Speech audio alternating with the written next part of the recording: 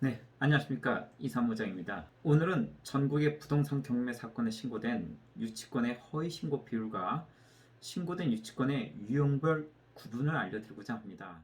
다른 유튜브나 경매 학원들에서는 유치권 신고는 99%가 허위다, 거의 모두 거짓말이다 라고 주장하고 있는데, 사실 유치권 전문가로서 오늘 그 진실에 대해 제가 조금 더 정확한 통계를 말씀드리고자 합니다.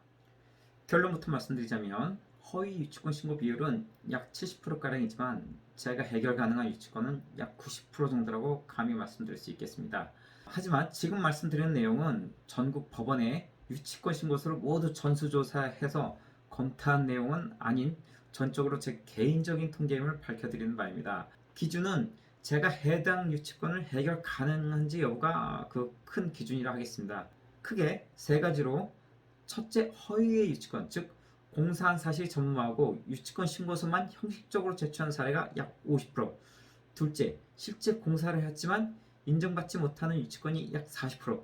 셋째, 저도 해결하기 어려워 보이는 경우가 약 10%에 해당한다 하겠습니다. 최근에는 약 5%가량으로 저감된 것처럼 보이는데 어디까지나 제 개인적인 의견을 밝혀드립니다. 그럼 각 유형별로 자세히 말씀드리겠습니다. 첫 번째, 유치권 신고의 약 50%를 차지하고 있는 허위 유치권은 경매를 몇 번 낙찰 받아보셨던 초보자분들이라면 다소 쉽게 해결할 수 있는 유형으로 인도명령 신청 사건으로 쉽게 인용 결정이 날 수 있는 경우라 하겠습니다. 이런 경우는 소유자 또는 임차인분들이 경매 컨설팅 회사 또는 법률 전문가분들에게 약간의 도움을 받아 타인 명의로 낙찰을 시도하는 경우라 하겠습니다. 물론 저는 땅 짚고 헤엄치기라고 생각하는 이런 쉬운 유형들도 경매 초보자분들에게는 매우 어려운 사례가 될 수 있겠습니다. 실제로 한 중년 여성분은 경매를 착으로만 공부하시고 임차인 점유하고 있는 구분 상가를 단독으로 낙찰받으시고는 유치권 신고가 되어 있다는 이유로 잔금을 미납하시는 경우를 제가 직접 보았습니다. 만약에 저에게 그 사건을 의뢰하셨다면 제가 손쉽게 대출할서 및 명도를 쉽게 해결해 드릴 수 있었는데 너무 안타까운 사연이었습니다.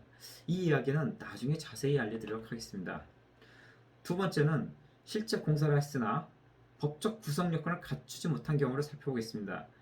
약 40%에 해당하는 이 부분은 인도명령 결정 또는 유치권 부존재 소송 등의 민사재판 과정을 통해 제가 해결할 수 있는 영역에 속하는 것을 기준으로 삼았습니다. 사실 이 경우도 크게 두 가지로 분류할 수 있겠습니다. 첫째는 공사업자가 채무자의 배우자 또는 친척이거나 공장의 분양업체가 임차인을 위장하는 경우로 실제로 해당 부동산의 공사 관련된 입증 자료들을 다수 확보하여 증거로 제출하는 경우입니다. 그러므로 이 경우는 유치권자이지만 법률 전문가의 도움을 받아 준비가 매우 잘 된 경우를 간혹 보았습니다. 물론 제가 모두 인용 결정 또는 승소하였습니다. 이 경우가 실제 공사를 했지만 허위 유치권 신고 경우로서 약 20%를 차지해서 허위 유치권 신고는 70%가량이라고 말씀드리는 것입니다.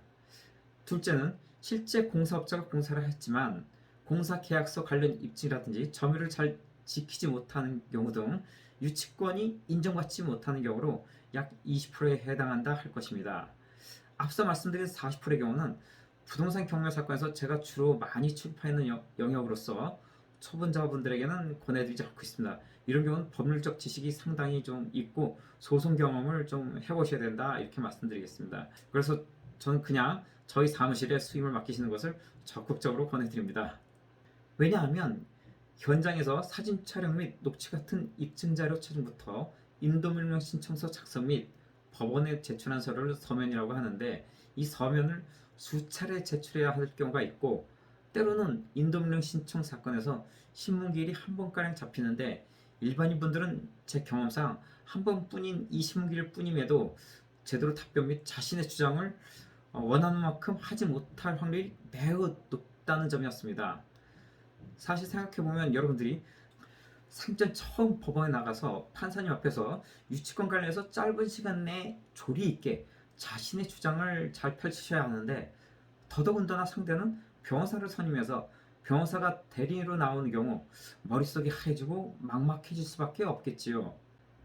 인도명령 신청 사건의 신문기일 관련한 에피소드는 몇 가지가 있는데 나중에 따로 말씀을 이상으로 유치권 신고의 유형에 대해 알아보았습니다.